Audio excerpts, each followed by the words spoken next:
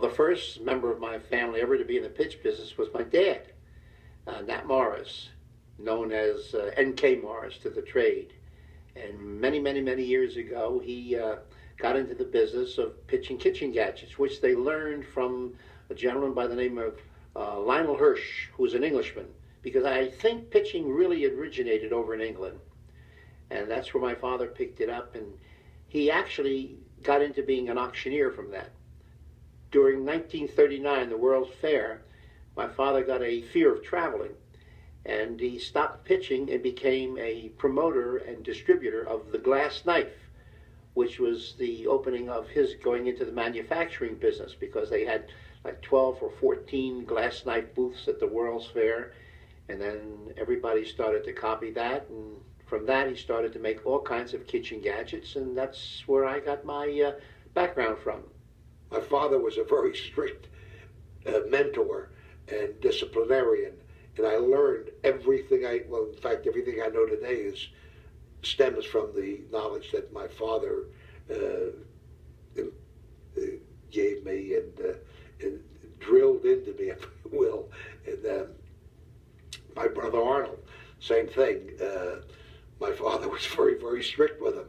I went through hell. I was very shy, very bashful, and my father said, well, this is what you're going to do. I said, but I'm afraid to talk to people, you know. He says, I'll stand there and I'll watch you, and if you make a mistake, I'll help you. Well, he helped all right. Every time I'd make a mistake, he'd correct me in front of a large crowd of people. So I'd work an hour, and I'd go back. We had a jewelry store also. In the front was the gadgets, in the back was the jewelry store. I'd go in the back and cry for an hour. Work an hour, cry an hour, work an hour. I made mistakes, but boy, I'll tell you, I never made the same mistake twice. My grandfather really had quite a successful operation going. He was an inventor, he was a manufacturer. He had he had factories in Asbury Park, New Jersey, and in Bradley Beach, New Jersey, and he pioneered some of the first direct response products that you ever saw on television. The Morris Metric Slicer, the Wonder Brush, the Crazy Straw, all these great products. The first plastic grater and the plastic juicer were invented by him. So he was a real entrepreneur, and not only did he invent and manufacture, but he marketed. And he took his products direct to consumer via TV. And instead of an 800 number, you would have call EL51123. And I saw the old commercials of his stuff, and it's amazing. He was ahead of his time, absolutely ahead of his time. This is the most beautiful knife in the world, made of simulated crystal. Miracle Edge slices ripest tomatoes without squashing, leaves no metallic taste. Ideal for slicing cake, food of all kinds. Like magic, serrated blade fillets fish without tearing its tender skin. Attractively gift boxed, just $2.98.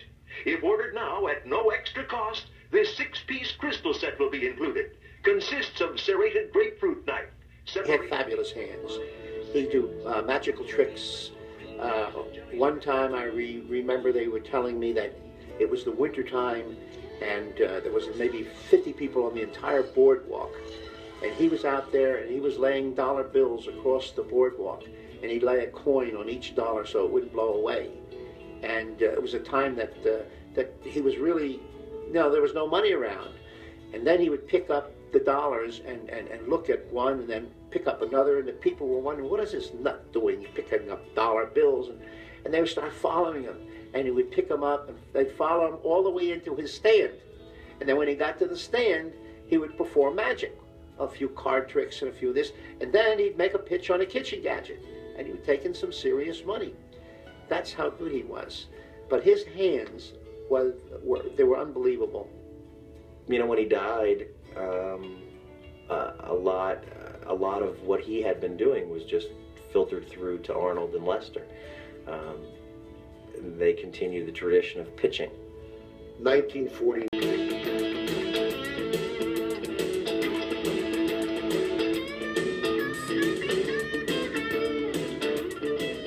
Right here was a gadget store. Now in the back was the jewelry store. The gadget store was here, and this is where I learned my trade as selling kitchen gadgets, right in this very spot. And everything that I earned and learned was done right here. 1951, I had the fortune to be in my father's office once when my father was sick. He was away. In fact, he was actually having a nervous breakdown. Business was so bad. And I got a strange call from California. And all of a sudden, the guy said, yeah, we'd like to buy 10,000 slicers. I said, oh my goodness, to myself, this is unbelievable. And then I said, well, how are you going to sell these things? And the gentleman said, well, that's none of your business. I said, well, yes, you have to tell me your side. And I'm shaking because I don't want to lose this order. 10,000 slices was a lot of business. So I make the pitch to him over the telephone. He says, that's terrific. Where'd you get the vegetables? I said, I don't have any vegetables here. I said, I could do this in my sleep. He says, well, I'll tell you what I'll do. He says, we'll give you $50. You go to WATV, Channel 13 in Newark, and you make your pitch. He says, and if you do the job right, you got a deal. So I called up my father. My father got well in one day. I went on television and bingo, 2,700 orders came through the first day. And that was the beginning of selling kitchen gadgets on television. Slices food any thickness desired. Removes corn from cob so easily seems hard to believe. Slides potatoes through, mounds of French fries pop out like magic. Salad Queen, world's newest food preparer. Slip blade into place and it's ready for use. Grating the old way is difficult. Salad Queen grates cheese, chocolate for cooking and baking. Beets, carrots for fancy salads. Potatoes for potato pancakes. Slicing blade, ideal for slicing pan-fried potatoes uniformly so they brown just right. Ladies, now you can actually flavor food from the inside with a fabulous flavor injector, and it's so easy to use. The Miracle Massager. A revolutionary method used in the Orient for centuries. We were selling vacuum cleaners, storm windows, encyclopedias, dinnerware, smallest cigarette lighter in the world, china, tablecloths, home improvement, roofing and siding, you name it, we did it. Most of my time I was on the boardwalk in Asbury Park. And my father was on my back constantly. He says, you know, all you can sell is one item. He says, you ought to learn how to sell a lot of items like they do in Atlantic City. They take in more money than we do. Well, sure, they had more hours than we did. And they had better group of pitchmen than we did. So finally I had it up to here, and I said to my father, I quit. He said, what do you mean you can't quit? I said, I quit. So I did. I quit, and I went to Atlantic City. You ain't never been blue. No, no, no. You ain't never been blue till you've had that mood indigo. That feeling goes stealing down to my shoes while I just sit here and sigh. Go long blues. And when I went to Atlantic City, from day one, I was the top demonstrator there. Atlantic City was, you know, a prime focal point for pitchmen. Back in the old days, the boardwalk was the place to be. You had to be good to be on the boards. That was like Class A thing. There was a saying at that time, if you could work in Atlantic City on this boardwalk, then you could work anywhere in this country, in the United States or even abroad for that matter. The pitchman was the big thing. That was the high monkey muck. So I stood and watched these guys, how they worked, what they did, and then I made my pitch to them to get them to let me make the pitch to everybody else on the boardwalk. And McMahon worked for me for 2 years. He worked for my cousins, Archie and Ruby Morris, during the day, and during the night he worked for me, and in between that, he worked in the bingo for his father. Same bingo, Jack Klugman, Charlie Bronson, they worked in that same bingo here on the boardwalk in Atlantic City. They were overachievers in every sense of the word, probably the first entrepreneurs. Even a guy like Steve Wynn started out with his dad in the bingo business many years ago at some of the fairs that we worked. In 1946, 47, 48, 49, I was making $500 a week. Now, in those days, that was a lot of money. My rent was $93. You could buy a car for $500. Bread was a nickel. Milk was 7 cents. So I could make enough money in the summer to pay my tuition, go to school, and support my wife and child. I still worked during the winter. Well, I got that hunk every summer. I got those 3 months of that heavy money. It was great. His mother used to go by with tears in her eyes, seeing Ed up there pitching. And he said, Mom, this is not what I'm going to do for a living. You know, don't worry, relax. And he needed that experience to get in front of the public, but also he wanted to make some bucks. And he worked his way through college this way. I was just marking time till I got through school, till I got into television. These are some of the items you brought in today. There's one right there. All right, now, can I ask you what this... I think I know what this is. This is the famous Morris metric slicer. You have it upside down. Oh, I'm sorry. I sold thousands of these. Morris metric through college. vegetable slicer. Yes. Now, this, With the adjustable blade. this is not what you'd say, to be honest, a well-made... Well, it wasn't very expensive. All over the carton it had $2, and we started out the pitch by saying, forget about the $2 they were made to sell for. We're cutting the price in half to $1. I don't blame you, madam. Keep your hand up high. Look at this adjustable blade. You can make French fries and potato chips, coleslaw, hot slaw, piccalilli. Look at this. I know a lady in Bayonne, New Jersey, cut a tomato so slim, it lasted her all summer long. These are good friends. That's what you used to do?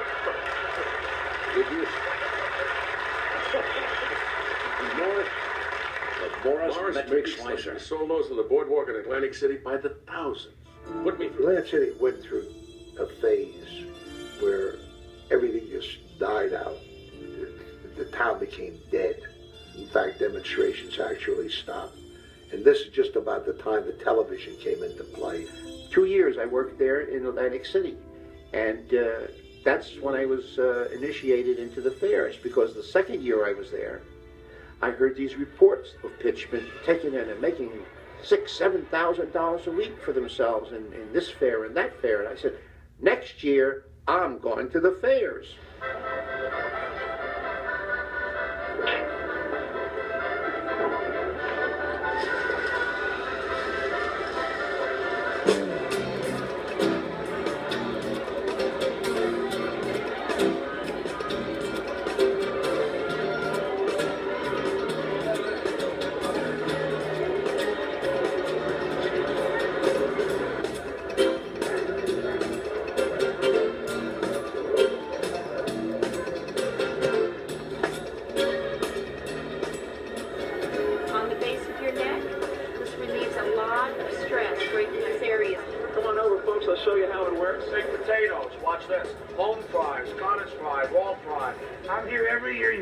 Tell me how much you love it. Now watch what we're gonna do.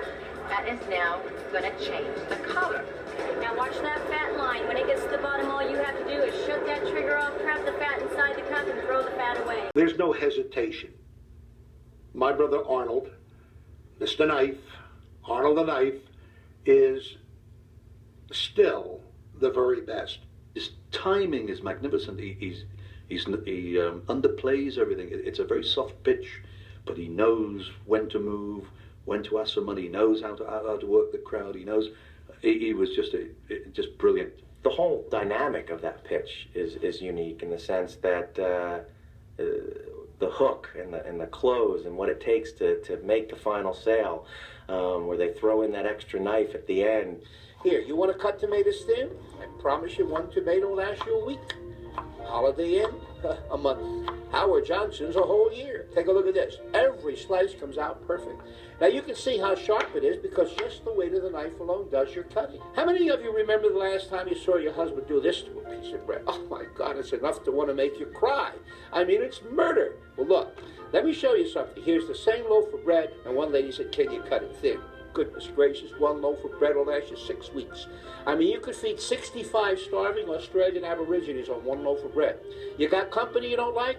Get rid of them. You starve them to death. You give them a sandwich like that to poor Uncle George, he'll never come back and bother you anymore. Part of the gimmick of selling a knife was to show that it wouldn't get dull. And you had that on frozen food. So everybody carried a freezer and frozen food. Well, the markets were closed that day. And here we are, we had nothing hard to demonstrate with. So I said, well, what are we going to do, Joe? This is what we call our real torture test. Watch this. Here's a steel hammer. You can see that. I'm going to cut a notch out of that hammer right now.